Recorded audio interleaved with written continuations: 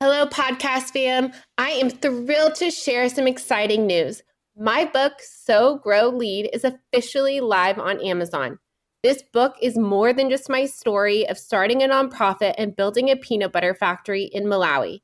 So trust me, the ups and downs of that journey are worth the read. It's also packed with practical strategies to help nonprofit leaders like you tackle challenges with clarity, courage, and a whole lot of heart. If you've ever wondered how to turn your vision into reality, navigate the inevitable hurdles, and build something meaningful, whether in your organization or in your own life, this book is for you. I'd be so grateful for your support in spreading the word. Grab your copy of Sow, Grow, Lead in the show notes and on Amazon today. Let's keep sowing seeds of impact together.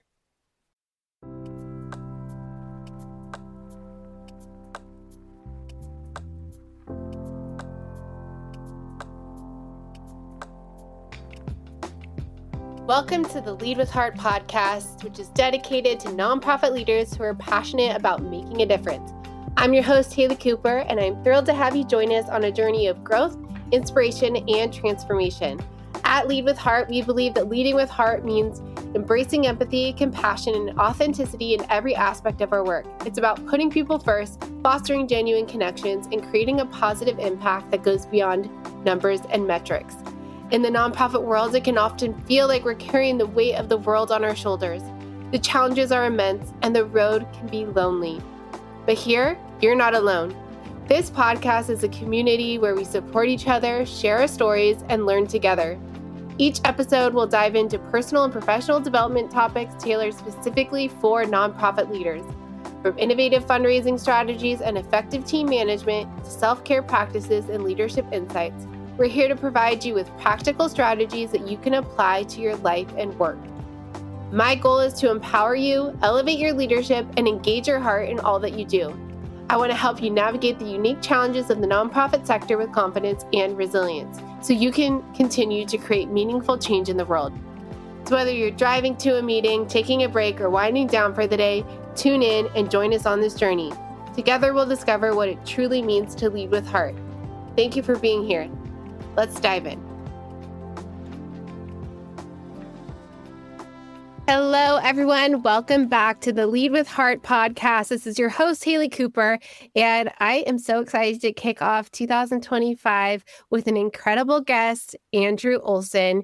He is a mission-driven leader dedicated to helping nonprofit leaders increase their impact through healthy, thriving organizational cultures that drive revenue growth. He has an impressive track record, having helped over 500 ministries and nonprofits raise more than $500 million throughout his career. He's supported organizations like Covenant House International, the Salvation Army, Save the Children, and many others across the U.S. and Canada. And he's also a two-time bestselling author and host of the Rainmaker Fundraising Podcast. Well, welcome to the podcast, Andr. Hey, Haley, thanks for having me. I'm super excited for this conversation. Looking forward to digging into some great topics with you. So obviously, your journey in the nonprofit sector is incredibly impressive. I am so inspired by you. What inspired you to dedicate your career to helping organizations grow their impact, and how has that passion evolved over time? There's really two answers to that. The first answer is I just needed a job when I first started in this industry, right? I was just fresh out of college, about to get married, and just looking for work. However, that was 25 years ago. What I've come to realize in the time since then is that very early on in life, I had a pretty transformational experience. My father was a minister and was also a gambling addict. And his addiction caused us to lose everything, become homeless, and literally lose everything. And so that has really shaped the way that I think about the world and the way that I think about generosity and the memories of how other people helped me and our family stay afloat in times of crisis. And so most of my work early on in my career, and even over the last couple of years, has been focused on meeting those kind of emergency and urgent needs that people all over the world have. And so that is still, to this day, the guiding issue for me is being able to pay that back and ensure that other people don't have to go through similar things, whether that's domestically here in the States or overseas somewhere. Wow, thank you so much for sharing. I'm so honored that you would share that with us and the listeners.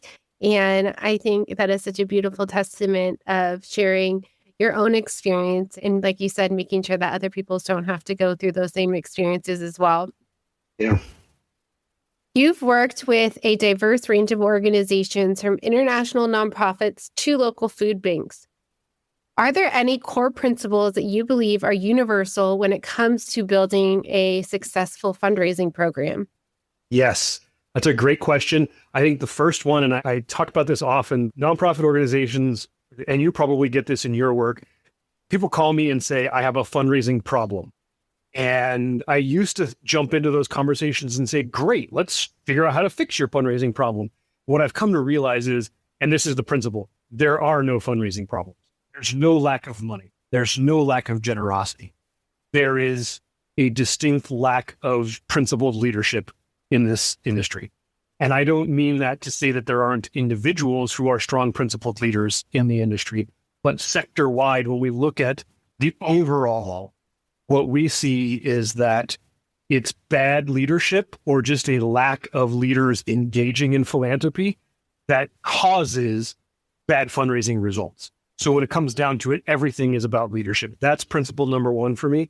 Principle number two is something that we at our firm really lean into, which is relationships change everything. I don't care whether you are writing grants or running events or a major gift officer or a program director. If you are not focused on building and maintaining deep relationships with the people that you serve and with the constituents that support you, you're never going to be successful. So those, I think, are the two big ones for me. Yes. And I love both of those. And in regards to number one, I always say fundraising is an inside job, and it starts with internal confidence and communication to be able to build that donor trust and confidence in your organization. So let's talk about leadership. What is causing a lack of leadership in the industry as it relates to fundraising and philanthropy? Yeah, I think it's a couple of things. So probably the first one is there are very few C-suite leaders who started their career by saying, I want to go ask for money. In fact, if you look at most organizations, the C-suite is comprised of people who came up through the program side, right? So they ran the homeless shelter or the food bank's distribution program. They were a social worker at a children's program, or they were a nurse or something like that. They got into the work because they're passionate about the mission. And then someone whispered in their ear, hey, you realize you have to raise money in order for this to be effective, right? And that's when a lot of leaders went, oh no, I didn't think I signed up for that. I don't like it. It feels uncomfortable to me. I don't want to do it. So part of it is purely that the people who are in those seats today didn't get there by design when it comes to the fundraising side of the work. They were really focused on operational effectiveness and doing the program. So that, I think, is one of the issues. I think the other one is just that people are tired. Like, it is really hard to run an organization, and it's even more difficult to run an organization on a shoestring budget where, every little decision has a financial impact that could make or break your organization. The other one is, I don't know about you, but there are very few organizations in my experience that have a real leadership development philosophy. And so there's a lot of CEOs, there's a lot of chief advancement officers, a lot of even mid-level leaders who have no support structure when it comes to their personal professional development. And so we, as a sector, have said to these people, you must be great at this. You must be a high capacity leader. You must do this well, this well, this well, and this well, but we're not going to resource it. We're not going to train it. We're not going to support it. And we're sure as heck not going to fund it. But go be successful, right? That's a recipe for disaster. And so every one in several thousand, probably, you have a truly bad leader that just shouldn't be in leadership role, whether it's nonprofit or for-profit. But I think in the majority of the cases, we've put really smart, well-meaning individuals into these roles where they might not have been really clear on what the expectation was and if they're aligned with it or not. And then we've not done much of anything to support them. And I think those two are the biggest challenges that we face. Yeah, I definitely agree with that. And I think it's doing, one, a disservice to the nonprofit sector, and also a disservice to our donors if we're putting people in place and not training them up to lead the mission well or be effective stewards of the resources that are entrusted to them. So I think building in that resource development for leaders is so critical to moving the mission forward. So we talked about some of the issues of lack of leadership and what is causing this. What are the solutions that you, and I should have mentioned this in your beginning bio intro at Dickerson Baker, how do you combat some of those leadership challenges that nonprofits face? Yeah, so there's a couple of different thoughts that I have around that. So our firm, we really believe that like the organizations that thrive get three things right. They get talent right, they get strategy right, and then they have an abundance of financial resources, right? So it's those three things that are really the driving factors. So for us, it begins with recruitment and identifying the right candidates. What's so interesting to me is, and I think this happens everywhere, but I see it at a pronounced level in the nonprofit sector, the minimal level of screening that we conduct when we want to hire someone. So my good friend Kat Landa, she leads executive search and talent solutions for our company. So her team is always out recruiting and interviewing people and placing candidates in organizations. And she asks something like 30 questions in an interview process and asks those also of references that people provide when they go through an interview. And when you survey nonprofit organizations, and I've literally seen this in a room with 30 to 40 HR directors from charities, where they said either we don't ask any questions when we do a reference check other than would you rate this person high or not, or we limit our questions to 3 to 5 and then we're done. And what that does is it gives you a cursory understanding of who the person is that you're interviewing and looking to hire, but it doesn't get you deep into understanding who they are, what makes them tick, what kind of environments they're most successful or least successful in, things like that. So I think part of the solution is getting better at that. And it also means that boards and hiring managers need to be really honest with themselves and their organizations. If you have a $65,000 role and you are trying to recruit a $150,000 candidate into it, you are never going to have a line. Yeah. And one of you or both of you is always going to be happy if someone makes concessions and he takes that job, right? And so things like that, we just have to be a lot smarter about that. I think the other thing in this is boards need to understand that their job is not to manage. Board members are fiduciaries for organizations, right? So they are responsible for the financial and the fiscal health of an organization. I think so many board members think that means, well, I have to make sure we don't spend any money. That is a totally wrong point of view. Their job is to grow the organization such that the mission can be accomplished. If you are a board member and you don't understand that growth is the force that helps you achieve mission, then you probably shouldn't be a board member. And so I think we've got to tackle that. I don't know how we solve that. It's a pretty complex problem that most organizations face.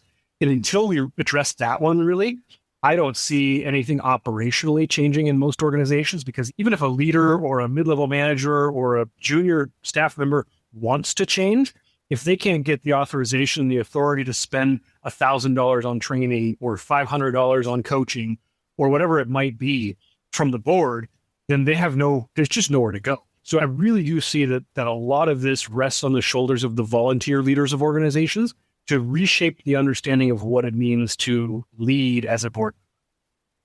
Yeah, and I think that's so important to provide the training for board members, because I just did one yesterday for people who had never been on a nonprofit board or in philanthropy. No matter what their job is or their status or their socioeconomic background, they just didn't know what their core responsibilities were to be on a board and what that actually looks like in practicality in terms of like decision making and strategic direction. And so I think that is important. And I want to talk to you about the research you've done on change. But before we get to there, if someone is hiring, they're looking for talent, what are some of the core qualities that they should be looking for as they hire an effective fundraiser?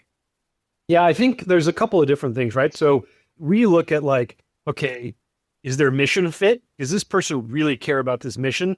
Or are they approaching this opportunity purely as, well, I need my next job and it's going to pay the bills? So I think mission fit's really critical.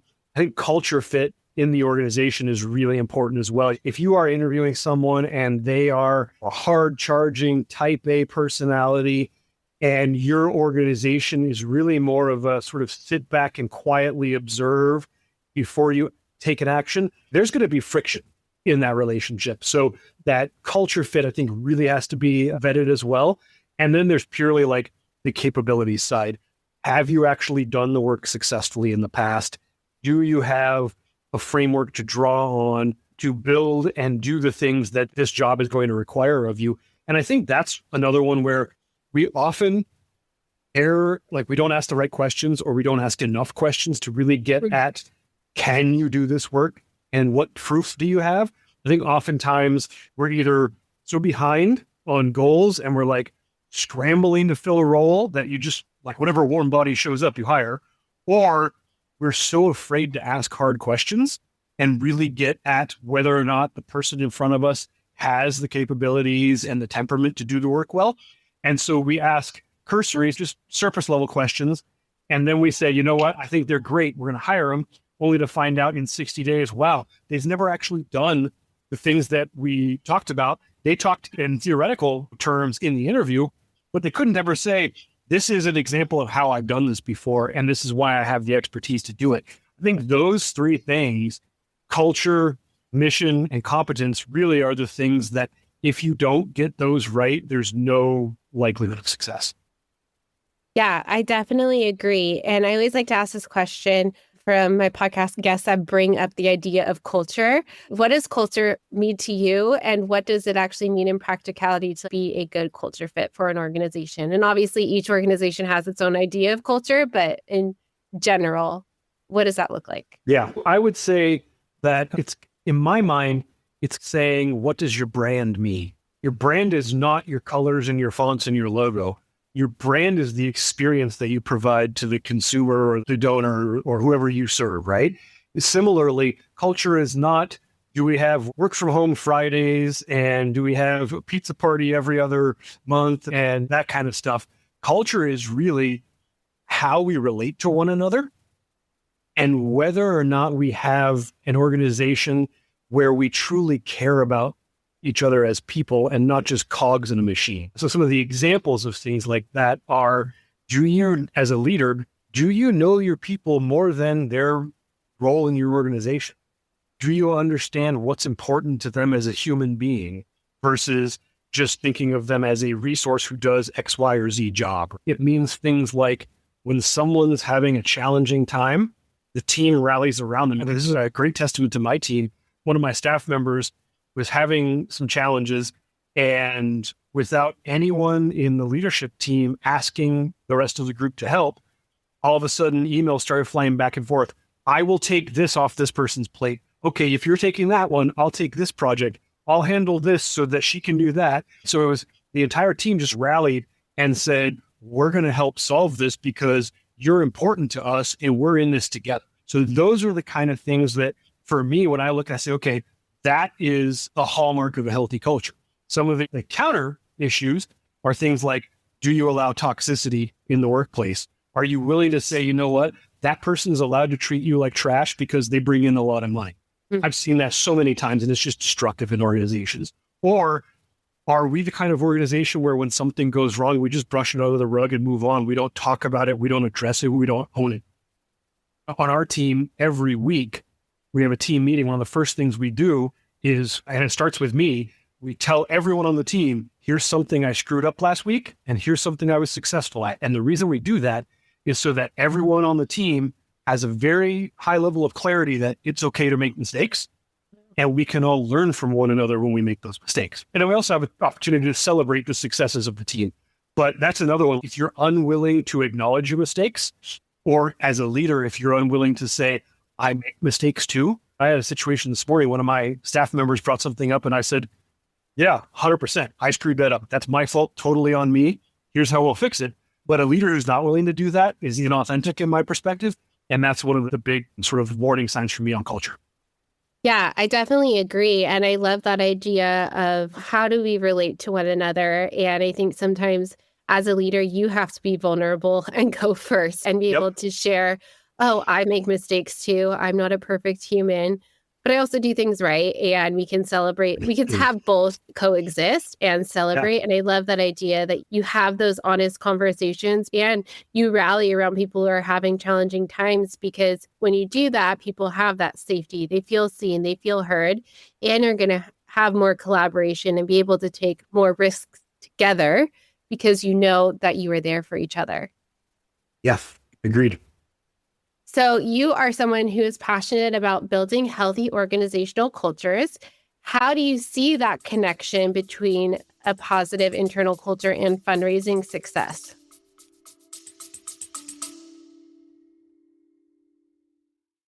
Imagine a fundraising partner that not only helps you raise more money, but also supports you in retaining your donors. A partner that helps you raise funds both online and on location so you can grow your impact faster.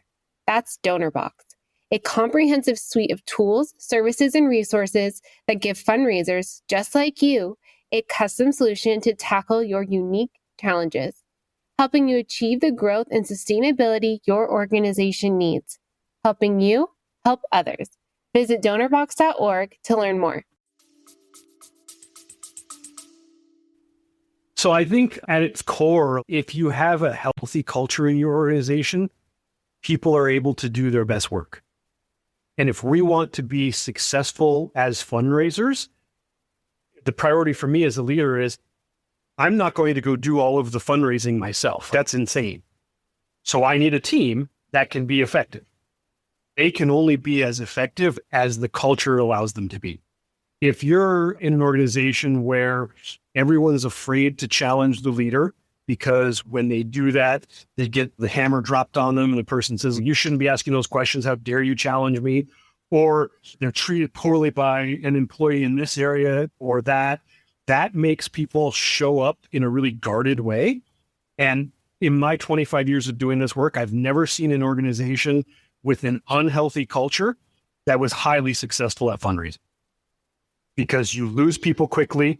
Those that stick around typically are disengaged, and it bleeds over into your donor relationships. If you experience one another internally negatively, that's ultimately eventually going to end up bleeding into your donor relationships. And so from my perspective, if we did those culture pieces right and people feel safe at work, they feel empowered, they feel supported, they feel encouraged, and they feel like they are being challenged to do great work, then they'll show up and do that great work, and it'll produce in fundraising results. Yeah, totally. I don't know if I said this before, but fundraising is an inside job, and it starts with that internal healthy culture, because when you have good staff retention, you have good donor retention. And I think that's such an important piece that sometimes we don't focus on, but is such an important piece of that fundraising success. And you did, or Dickerson Baker did research on what is inhibiting change in nonprofits. So I would love to pick your brain a little bit more on some of the research findings that you had through this research.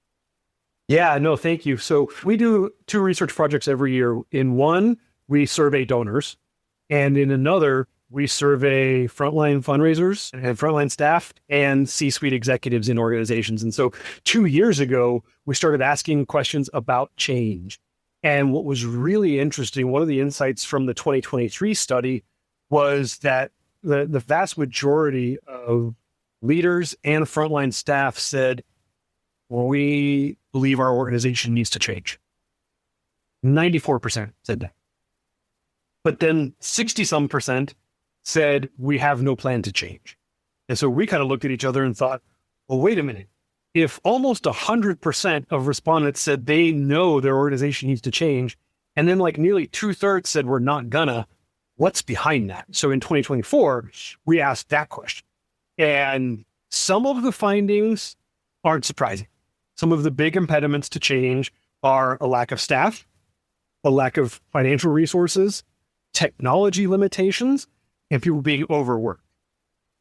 Those are at the cursory level, the responses we got. What was more insightful to me, we asked respondents, we gave them an opportunity to free-form write feedback in. And what we got in that was a really interesting peek into how frontline staff view C-suite leaders and how leaders view their frontline staff and how both view their organizational cultures. And we got it in verbatim quotes. And so what's striking about it is the immense lack of trust between frontline staff and leaders. And we were seeing things like, my leader doesn't ask for anyone's input before making decisions, or I'm the development director and I'm never invited into the planning and the budgeting process. I'm simply given a number I have to hit. Or my CEO has brought in people from outside the nonprofit sector that have no experience, and they're now telling me what to do, even though I've been doing this work for 20 years and no one's asked my opinion on how to do it. Things like that. And it's not just one organization. This was like hundreds of organizations, hundreds of individuals responding. The level of distrust was so consistent, it's frightening to me. And so I think the big inhibitor beyond budget and those sort of things is we are not building trust-based cultures in our organizations. And I think that's because a lot of leaders don't know how to do it, and they're uncomfortable in that space, and no one is coming alongside and teaching them how to do it. So that is the biggest inhibitor to change. When we look at some of the other things, budgets and stuff like that, all of those, in my opinion, are symptoms of something else. Like, we can solve those issues if we are leading well and if we are effectively building culture and building team and empowering people to do the work. It all comes down to the relationship between the leader and their team and whether or not they're intentionally fostering healthy connection there. Yeah, I think that is so important. And my tagline on my LinkedIn is getting buy-in and belonging to focus on the right strategies to raise more revenue, because I remember being in a cohort a few years ago and we all had to present a problem that was in our organization. And it all came down to trust and feeling lost, because the CEO would have this grand vision of where they wanted the organization to go, but it wouldn't trickle down to the people who actually had to execute the vision. Yes. And there weren't clear expectations or responsibilities to carry out that vision. So people were like, oh, well, I'm just going to go over here. But then that's creating conflict because it's not what the CEO or the leadership actually wants them to be doing. But there wasn't that clear line of communication of this is where we're going and this is how you contribute to that. And these are the clear expectations. And having that roadmap and those guidelines to check in and making sure that every single person is on the same page of where they're going. And so I got trained in this process called EMC leadership, which helps understand the language of emotions within a team and help people navigate when they feel fear or they feel lost or they feel alone in, I don't know what I'm supposed to be doing, but I'm just going to go do it over here and then try to figure it out. And so, yes, I've definitely seen that be a challenge in organizations, especially over the last few years. Yeah, absolutely. You bring up a really good point. So around the issue of like change leadership, one of the things that I hear all the time from leaders is, well, I've been talking about change for 2 years now and nobody's doing it. And I think the difficulty is for a lot of visionary leaders, they have the idea, and by the time anyone documents it and puts process around it, they've moved on like 5 new ideas since then. And so if you don't have someone who's a really strong sort of operational partner to support a visionary leader in an organization, whether it's a chief of staff or an integrator or a director of operations or something like that, someone who can say, okay, we've got this grand vision. Now, what do we have to do to like actually execute on this? And then to your point, like, how do we build roadmaps? How do we build training decks? How do we teach people how to do it? Because you can't just throw a document over the wall and hope they figure it out. And I think this probably happens everywhere. For-profit organizations have really invested a ton of time and resources in change management. And so I think I see it less on that side. But I think because of how resource-strapped most nonprofits are, they don't even think about that kind of stuff. And that's really, to your point, like those are the building blocks, the foundational elements that you need to really successfully execute change. Because if all we're doing is throwing ideas out in the air and then people are going off on their own trying to figure it out, you might have one common, fully agreed upon challenge, and 17 different implementations of how people are going to bring a solution forward. And that's just going to cause chaos. Mm-hmm. Yeah.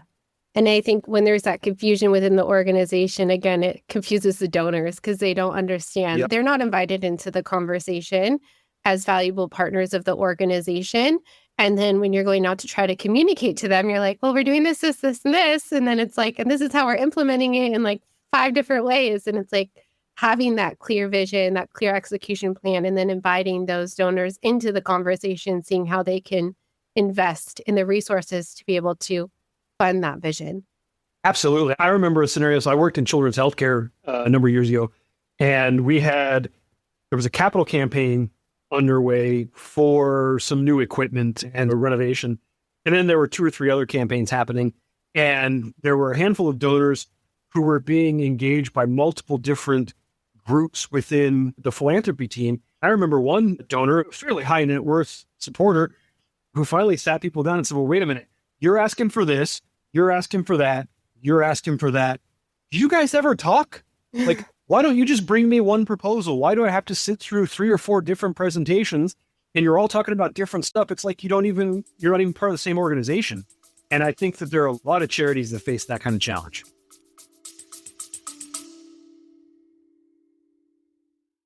Hey there, podcast family. If you're like me and deeply committed to improving your leadership skills and fostering better connections with your team, I've got something truly amazing to share with you. I'm proud to introduce the EMC Masterclass, something I talk about often as a certified trainer. It's an incredible program developed by the renowned Dr. Lola Gershfeld, an organizational psychologist and corporate emotional connection expert. You might remember her from a podcast episode where she shared invaluable insights into the world of emotional connection. Dr. Gershfeld's EMC Leaders courses are designed for anyone working with people, whether you're a manager, supervisor, team leader, educator, coach, mentor, or a team member. This program is truly for everyone looking to enhance their communication and collaboration skills to raise more revenue for their mission. Now, let me tell you why the EMC Masterclass is a game changer.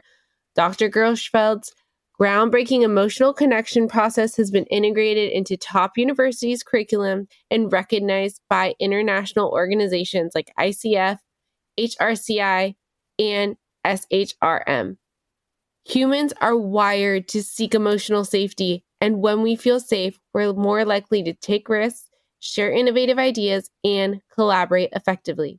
The EMC process is the catalyst for creating that emotional safety within your team. The virtual EMC Masterclass consists of 8 modules with 4 hours of expertly recorded material, 13 quizzes to reinforce your learning, and a workbook filled with activities for offline practice and something I still refer to daily. Ready to become an emotional connection master? Dr. Gershfeld is offering an exclusive detail for our podcast listeners. Use the code LEADWITHHEART to enjoy a generous 10% discount on the EMC Masterclass.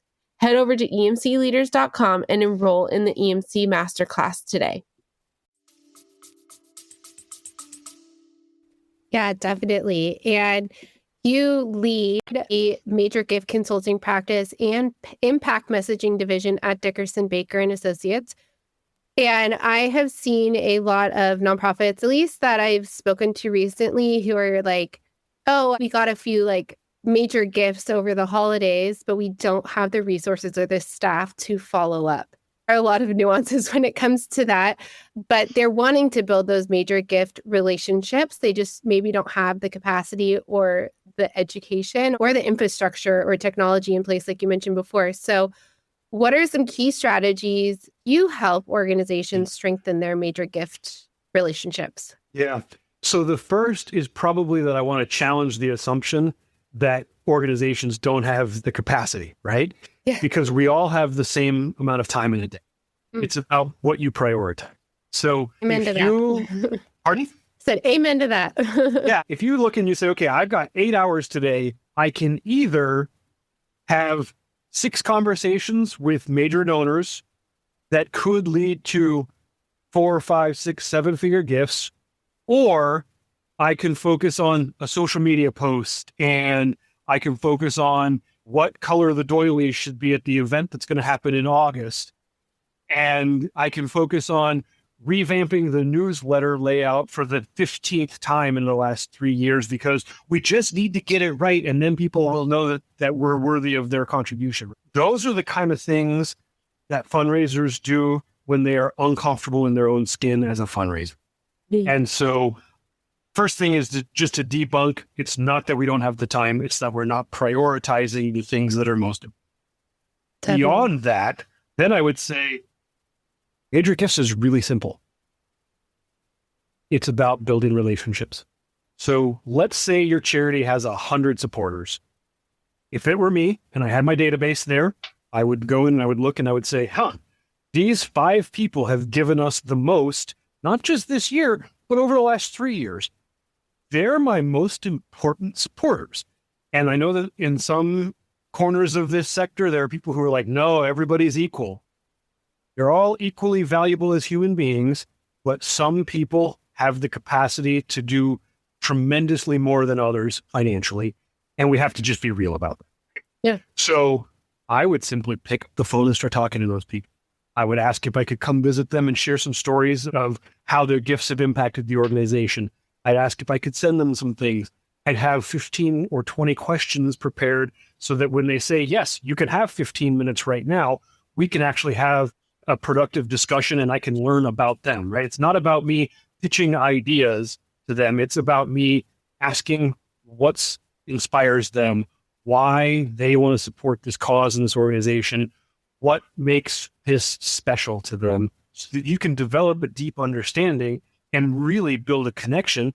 And that kind of connection fosters the growth over time. So at the very core, like so much of major gift fundraising is just putting in the effort to build the relationship.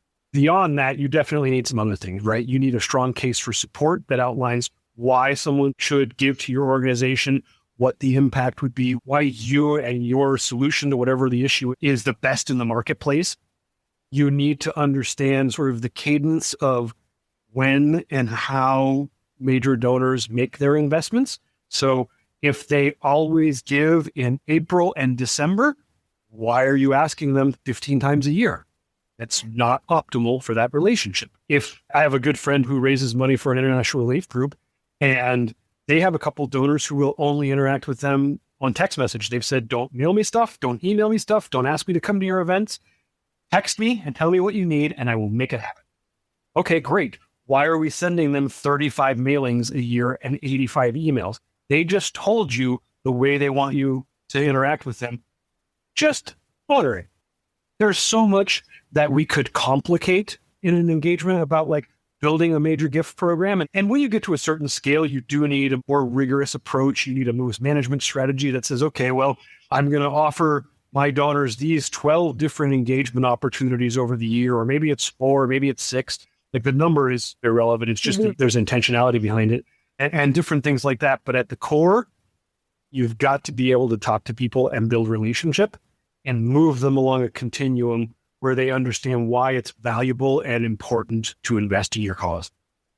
Ooh, I love that. That is so powerful. And if you're listening to this, pick up the phone, call someone today, sign off of this episode and call 2 people. And I think I could be getting this wrong, but time is not the enemy. It's how we prioritize our time. Yeah. And so, like you said, we all have the same 8 hours or however much we work in the day. So do you have any time management, like things that you coach major gift officers or fundraisers on to be able to prioritize that relationship building? Yeah, I think about this a little bit differently. So in my personal life, I manage to my energy versus my time. So I know that like I get the best work of my day done before 11 a.m. So I always try to pack in the most challenging things of my day in that first 4, 5, 6 hours, right? And I also know that 3 p.m., I'm useless. So that's what I'm doing administrative tasks. That's what I'm trying to do stuff that doesn't require either kind of higher order thinking or deep connection with another person. Having said that, I know that for me, my golden hours are like 5 a.m. to 7 a.m. There's not a lot of donor meetings probably happening at those hours. What I would say is through that gift officer, look at everything you're doing, look at the things that advance relationship and prioritize those. And then look at the things that are like administrative tasks and figure out, how do I automate them? How do I delegate them? Or do I have to do them at all? And part of this is a leadership issue, because if you've got a chief advancement officer or a CEO who says, well, no, everyone has to give me a spreadsheet with all these different reports and different things in it that are just useless busy work, you just need to kill that. And so I actually walk my clients through a process. It's fairly simple. It's just keep, stop, start, right? So I said, okay, what are the things in your day that you must keep in order to hit your goals? In order to do that, what are some of the things you must stop so that you can free up time for the stuff you're keeping? And then you go through and you say, okay, well, if I've got 10 administrative tasks, can I get rid of 7? I've got my keep, I've got my stop. Are there things I need to add or things I need to start doing that are going to contribute to goal accomplishment? I need to add those, right? But it's a balancing act, because you can't just add stuff and keep everything, because then you've got 12 hours of work back into an 8-hour day, and pretty soon you're burnt out and you leave. So you really have to be intentional about saying, these are the things that I'm just going to not do, or that I'm going to be willing to do at a lower level so that I can prioritize the most important. There's a Harvard Business School professor named Frances Frye. She writes on a number of sort of customer service and customer experience topics. And I was fortunate enough to sit in on a couple-day program with her. And one of the things I think was the most insightful thing one of the things I've ever heard, she said, in order to be great at something, you have to choose to be terrible at something else, right? You can't be great at everything. Yeah. And so I think fundraisers often are people pleasers. And so we don't like to say, hey, I'm going to proactively choose to suck at that so that I can really be good at that. But that's actually what you have to do in order to be really successful. Yeah, I agree. Like, we're a jack of all trades, master of none. Because in my career, I was in one position. I was a grant writer. I was an event manager. I was a major gift manager. I had to report to the board. And it was like, time was so strapped that I couldn't really have mastery. I had to get really clear on what was our strategy, what was our goal, and then break that down into weekly, daily, monthly tasks to make sure that I was meeting those goals and staying on track and trying to not do it all, right? What actually fit into where we want to go, and how can I be the most effective in my time, resources, and expertise to be able to deliver on that. Yeah, 100%. So you're not just a consultant, but also a 2-time best-selling author and podcast host. How has sharing your knowledge through writing and podcasting amplified your impact in the sector, and what have you learned from those experiences? Wow, that's an interesting question. So I think the biggest impact is writing and speaking have just opened the door for me to meet like thousands of people, right? And I've got now some great friends who I never would have met or connected with had I not done some of those things. So I think that's probably the biggest one. And an outcome of that is it just creates new opportunities for collaboration and partnership and idea sharing and innovation, things that I wouldn't have expected before. So that's been a big one. I think another one is just that you get to refine your own thinking and point of view at a really high level when you spend so much time interviewing people and having conversations like this, and then writing content, right? I believe that I'm a much better communicator today because of those things. And also it makes it really easy to participate in idea generation because, and you probably experience this yourself because you're doing some of the same things, right? But we can jump on a call like this. We can have a conversation for 30 or 40 minutes. You walk away and go, wow, there's like 5 things, 7 things out of that conversation that I can take away. And now I have ideas about ways to enhance my organization this way, or grow my business over here, or I need to connect this person to that person because there's clearly a collaboration opportunity. Like, I don't think those things happen in a vacuum, right? So being able to share knowledge back and forth and to refine my own thinking in those ways has been really valuable for those aspects. Yeah, I definitely agree. My brain is always thinking, like on the hamster wheel of thinking after I have these conversations because I just love them so much. Well, Andrew, thank you so much for being on the podcast. It has been such a joy to chat with you. No, thank you so much for inviting me. I really appreciate the opportunity.